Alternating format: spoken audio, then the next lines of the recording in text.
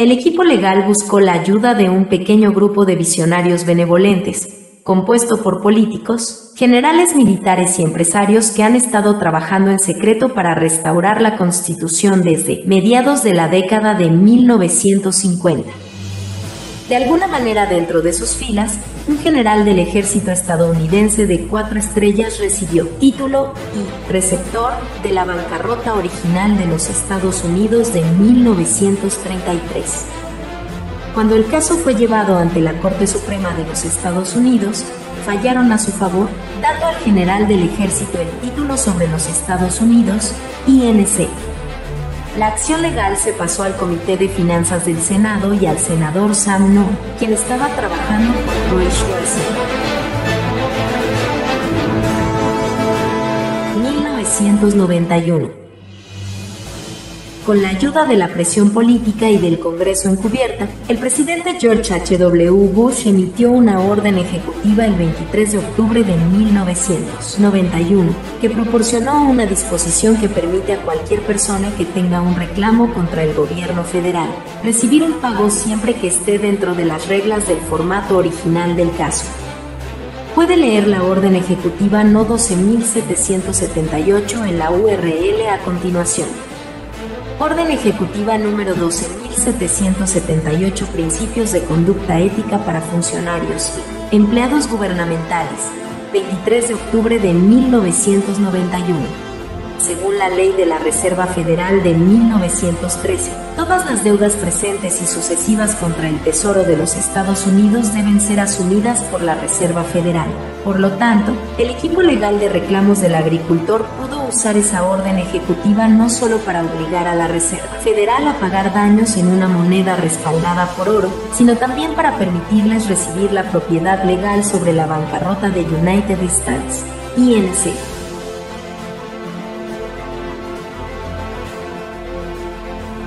Para cobrar los daños, el equipo legal de los agricultores utilizó un oscuro anexo a la 14ª enmienda que la mayoría de la gente no conoce.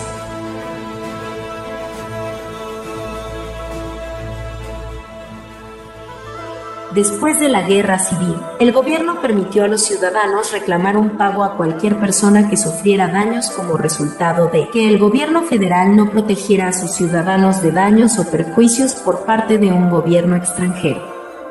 El presidente Grant tenía este apego sellado de los ojos públicos, pero de alguna manera, alguien en el equipo legal del agricultor se apoderó de él.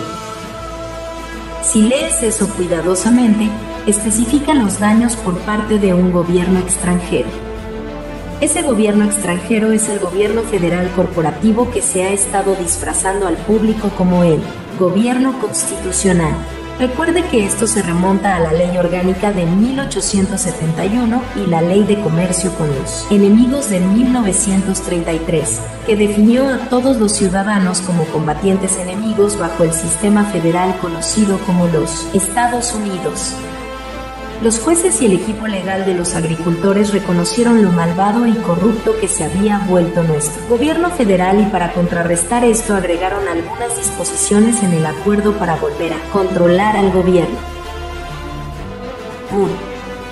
Primero tendrían que ser pagados usando una moneda legal, respaldada por oro y plata como dicta la Constitución.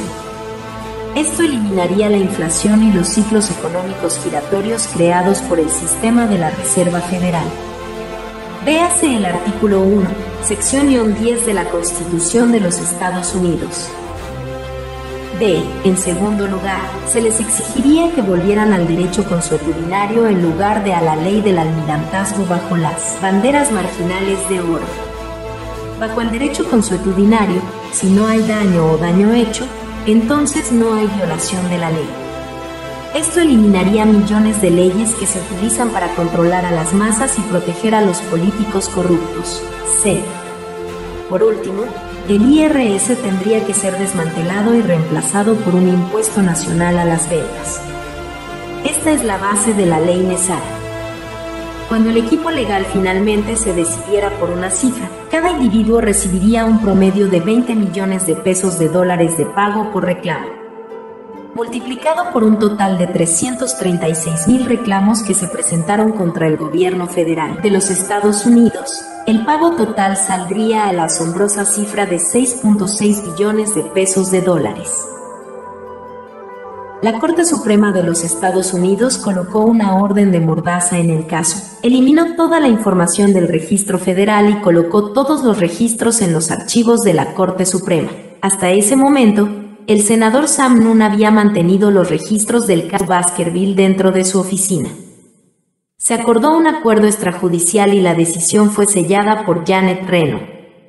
Debido a que el caso fue sellado, a los demandantes no se les permite compartir documentos judiciales con los medios de comunicación sin violar el acuerdo, pero aún pueden contarles a otros sobre la demanda.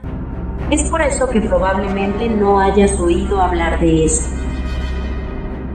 1991.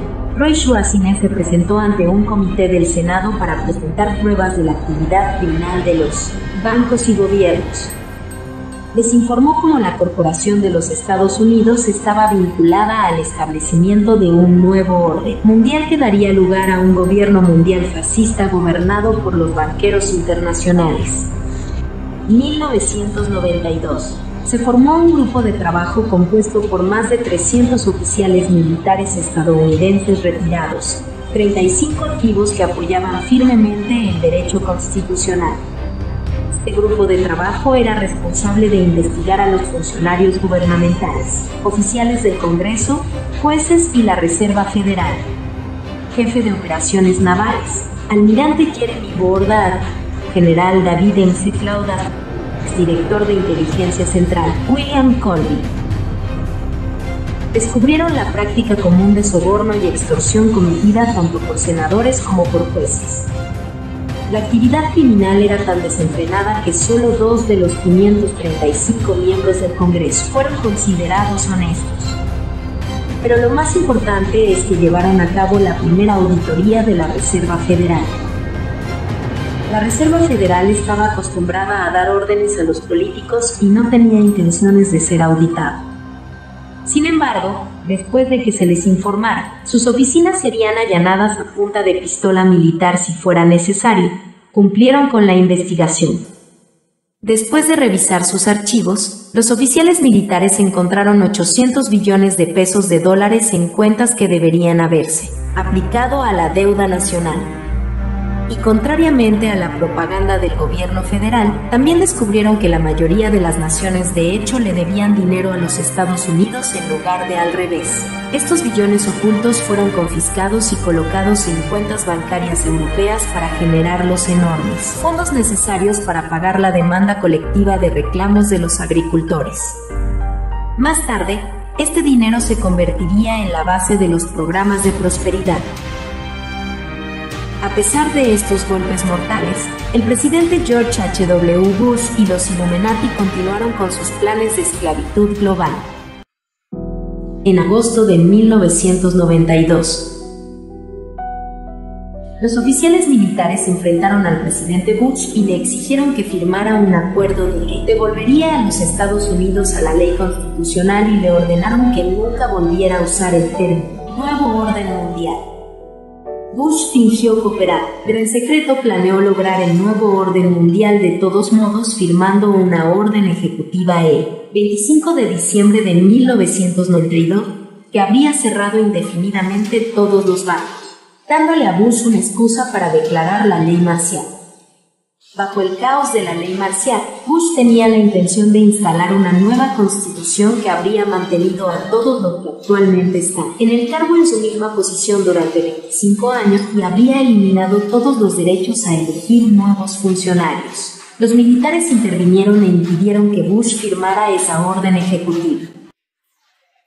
En 1993, miembros de la Corte Suprema, ciertos miembros del Congreso y representantes del gobierno de Clinton se reúnen con oficiales militares estadounidenses de alto rango que exigían un retorno a la ley constitucional, reformas del sistema bancario y regulación financiera. Acordaron crear el proceso de reclamos agrícolas que permitiría al equipo legal establecer reuniones en todo el país a nivel de base para ayudar a otros a presentar reclamos y educarlos sobre la demanda. Se podría reclamar un daño sobre cualquier préstamo emitido por una institución financiera por todos los intereses pagados, ejecuciones hipotecarias, honorarios de abogados y tribunales, impuestos o gravámenes del IRS, impuestos sobre bienes inmuebles y bienes inmuebles, estrés mental y emocional causado por la pérdida de propiedad, enfermedades relacionadas con el estrés, como el suicidio y el divorcio, e incluso se podrían reclamar órdenes judiciales, encarcelamiento y libertad condicional. 1994.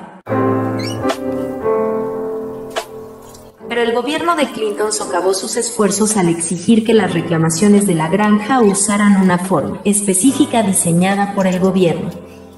Este formulario impuso una tarifa administrativa de $300 por cada reclamo, que luego se utilizó en 1994 como base para arrestar a los líderes del equipo legal, incluido Roy Schwasinger. El gobierno tenía tanto miedo de lo que dirían durante su juicio en Michigan que se tomaron medidas adicionales para ocultar la verdadera naturaleza del caso. A los empleados del Tribunal del Condado no se les permitió trabajar entre el lunes y el jueves durante el transcurso del juicio. Y fuera del tribunal, agentes del FBI pululaban por el perímetro impidiendo que los medios de comunicación y los visitantes se enteraran de lo que estaba sucediendo también. El acoso y las represalias por parte del gobierno aumentaron. Muchos fueron enviados a prisión o asesinados mientras estaban encarcelados. A pesar de estar protegido por su personal militar, el general del ejército que adquirió el título original de bancarrota de los Estados Unidos en 1933 fue encarcelado, asesinado y reemplazado por un clon. Este clon se utilizó como señuelo para evitar que se presentaran más reclamaciones. No estoy calificado para hablar sobre el hecho de los clones humanos. Sin embargo, que existan es un hecho bastante ampliamente aceptado entre aquellos que estudian las actividades detrás de escena. HTML no permita que la idea de clones dirigiendo el gobierno le haga negarse a considerar la veracidad de esta historia. A medida que surja la verdad, nos sorprenderemos de mucho de lo que escuchamos. Durante la primera administración Clinton, los militares retrasaron muchos de los nombramientos federales de Clinton hasta que estaban seguros de que estas personas ayudarían a restaurar la ley constitucional. Una de esas personas que prometió llevar a cabo los cambios necesarios fue la fiscal general Janet Reno. 1993. De acuerdo con el fallo de la Corte Suprema del 3 de junio de 1993, Janet Reno ordenó a la Fuerza Delta y Navy SEALs a Suiza, Inglaterra e Israel que recuperaran billones de dólares de oro robados por el sistema de la Reserva Federal de las Reservas Estratégicas de Oro. Estas naciones cooperaron con la redada porque se les prometió que sus deudas con los Estados Unidos serían canceladas y porque las personas que robaron el dinero de los Estados Unidos también robaron dinero de sus naciones. Este lingote se utilizará para la nueva moneda respaldada por metales preciosos. Ahora se almacena de forma segura en el complejo NORAD en Colorado Springs, Colorado y otros 4 repositorios. La acción de Janet Reno enfureció tanto a los poderes fácticos que resultó en su muerte. Luego fue reemplazada por un clon y fue esta criatura la responsable de encubrir los diversos escándalos de Clinton. Para mantener en línea al secretario del Tesoro de los Estados Unidos, Robert Rubin, él también fue clonado. Durante el resto de su mandato, tanto Reno como Rubin recibieron sus salarios del Fondo Monetario Internacional como agentes extranjeros del Tesoro de los Estados Unidos. A pesar de esas acciones, el equipo legal continuó con su lucha mientras lograba evitar el derramamiento de sangre y una gran revolución. Después de 1993, el nombre del proceso de reclamaciones de los agricultores se cambió a reclamaciones bancarias. Entre 1993 y 1996. La Corte Suprema de los Estados Unidos exigió a los ciudadanos estadounidenses que presentaran reclamaciones bancarias para cobrar los daños pagados por el Departamento del Tesoro de los Estados Unidos. Este proceso se cerró en 1996. Durante este tiempo, la Corte Suprema de los Estados Unidos asignó a uno o más jueces para monitorear el progreso de los fallos. Contaron con la ayuda de expertos en economía, sistemas monetarios, banca, gobierno constitucional y derecho, y muchas otras áreas relacionadas. Estos jueces construyeron coaliciones de apoyo y asistencia con miles de personas en todo el mundo, conocidos como caballeros blancos. El término caballeros blancos fue tomado del mundo de las grandes empresas. Se refiere a una empresa vulnerable que es rescatada de una adquisición hostil por una corporación o una persona rica, un caballero blanco. I feel like I'm losing my mind. Is everybody in the world blind? Please, Lord, give me a sign. Estos jueces construyeron coaliciones de apoyo y asistencia con miles de personas en todo el mundo, conocidos como caballeros blancos. El término caballeros blancos fue tomado del mundo de las grandes empresas. Se refiere a una empresa vulnerable que es rescatada de una adquisición hostil por una corporación o una persona rica, un caballero blanco. Para implementar los cambios requeridos, los 5 jueces pasaron años negociando cómo ocurrirían las reformas. Finalmente llegaron a ciertos acuerdos, también conocidos como acuerdos, con el gobierno de los Estados Unidos, los propietarios del Banco de la Reserva Federal, el Fondo Monetario Internacional, el Banco Mundial y con muchos otros países, incluido el Reino Unido y los países de la zona euro. Porque estas reformas bancarias de Estados Unidos impactarán al mundo entero, el FMI, el Banco Mundial y otros países tuvieron que participar. Las reformas requieren que la Reserva Federal sea absorbida por el Departamento del Tesoro de los Estados Unidos. Las actividades fraudulentas de los bancos deben detenerse y el pago debe hacerse por daños pasados. 1998. Los generales militares que originalmente participaron en el proceso de reclamación del famoso se dieron cuenta de que los jueces de la Corte Suprema de los Estados Unidos no tenían intenciones de implementar los acuerdos. Así que decidieron que la única forma de implementar las reformas era a través de una ley aprobada por el Congreso. 1999. Un documento de 75 páginas conocido como la Ley Nacional de Seguridad Económica y Reforma, NESARA, fue presentado al Congreso, donde se sentó con poca acción durante casi un año. 2000. A última hora de la noche del 9 de marzo de 2000, una llamada de quórum por escrito fue entregada en mano por Delta Force y Navy SEALS a 15 miembros del Senado de los Estados Unidos y la Cámara de Representantes de los Estados Unidos que eran patrocinadores y copatrocinadores de NESARA. Inmediatamente fueron escoltados por la Fuerza Delta y los SEAL de la Marina a sus respectivas cámaras de votación donde aprobaron la Ley de Seguridad Económica Nacional y Reforma. Estos 15 miembros del Congreso fueron las únicas personas legalmente autorizadas a ocupar el cargo de acuerdo con la 13ª enmienda original. Recuerde que los soldados británicos destruyeron copias de la enmienda de títulos de nobleza, TONA, en la guerra de 1812 porque impedía que cualquier persona que tuviera vínculos con la corona de Inglaterra ocupara un cargo público. 10 de octubre de 2000, porque el clon del presidente Clinton no tenía interés en firmar NESARA como ley el 10 de octubre de 2000. Bajo las órdenes de los generales militares estadounidenses, los Navy SEALs de élite y la Fuerza Delta asaltaron la Casa Blanca y bajo punta de pistola obligaron a Bill Clinton a firmar NESARA. Durante este tiempo, el servicio secreto y el personal de seguridad de la Casa Blanca recibieron la orden de retirarse, se desarmaron y se les permitió presenciar este evento bajo una orden de Mossad. Desde sus inicios, Bush padre, el gobierno corporativo, las principales casas bancarias y el grupo Carlyle se han opuesto a NESARA. Para mantener el secreto, los detalles del caso y el número de expediente fueron sellados y revisados dentro del registro oficial del Congreso para reflejar una moneda conmemorativa y luego nuevamente se revisó aún más recientemente. Esta es la razón por la que no hay registros públicos del Congreso y por qué una búsqueda de esta ley no arrojará los detalles correctos hasta después de que se hagan públicas las reformas. Los miembros del Congreso no revelarán NESARA porque los jueces de la Corte Suprema de los Estados Unidos les han ordenado negar su existencia o enfrentar cargos de traición punibles con la muerte. Algunos miembros del Congreso han sido acusados de obstrucción. Cuando el senador de Minnesota Paul Wellstone estaba a punto de romper la orden de Mordaza, su pequeño avión de pasajeros se estrelló matando a su esposa, hija y a sí mismo. Si el miedo no es suficiente para mantener a Washington en línea, el dinero sí.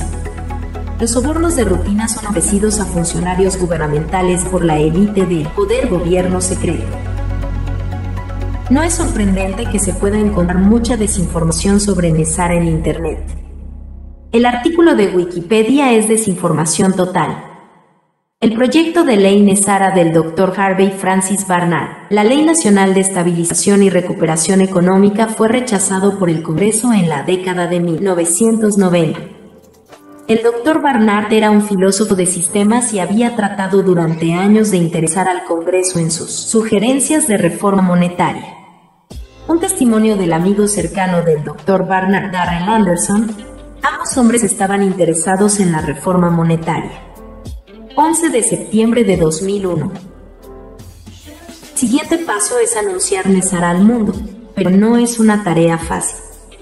Muchos grupos poderosos han tratado de impedir la implementación de NESARA. La ley NESARA requiere que al menos una vez al año se haga un esfuerzo para anunciar la ley al público.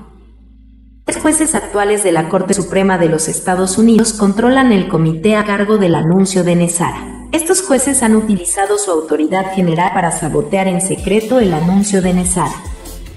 En 2001, después de muchas negociaciones, los jueces de la Corte Suprema ordenaron al 107º Congreso que aprobara resoluciones aprobando NESARA. Esto tuvo lugar el 9 de septiembre de 2001, 18 meses después de que NESARA se convirtiera en ley. El 10 de septiembre de 2001, George Bush padre se mudó a la Casa Blanca para dirigir a su hijo sobre cómo bloquear el anuncio. Al día siguiente, el 11 de septiembre de 2001, a las 10 a.m., hora del este, Alan Greenspan tenía previsto anunciar el nuevo sistema del Banco del Tesoro de los Estados Unidos, la condonación de la deuda para todos los ciudadanos estadounidenses y la abolición del IRS como la primera parte de los anuncios públicos de NESARA. Justo antes del anuncio a las 9 de la mañana, Bush padre ordenó la demolición de las torres gemelas del World Trade Center para evitar que las computadoras bancarias internacionales en los pisos 1 y 2 de la Torre Norte iniciaran el nuevo sistema del Banco del Tesoro de los Estados Unidos. Los explosivos en el World Trade Center fueron plantados por agentes y detonados de forma remota en el edificio 7, que fue demolido más tarde ese día para encubrir su crimen. La tecnología de piloto remoto se utilizó en un evento de sobrevuelo para entregar una carga útil de explosivos al Pentágono en la ubicación exacta de los Caballeros Blancos en su nuevo centro de comando naval. Estaban coordinando actividades de apoyo a la implementación de NESARA en todo el país. Con el anuncio de NESARA detenido en seco, George Bush padre decapitó cualquier esperanza de devolver el gobierno al pueblo. Durante los últimos 10 años, la vida en los Estados Unidos y en muchos otros países ha sido dictada por el ataque terrorista organizado y sus repercusiones. Rara vez pasa un día que no escuchemos mencionar el 9/11. 2005, el Dr. Harvey F. Barnard muere el 18 de mayo de 2005. Isaac 2009, Roy Schwarzenegger murió el 23 de agosto de 2009 a la edad de 75 años. 2011, la debacle del techo de la deuda encendió el interés renovado en NESARA. Mientras vemos el colapso de la economía mundial, podemos saber que la ley NESARA permanece en un segundo plano, lista para ser anunciada.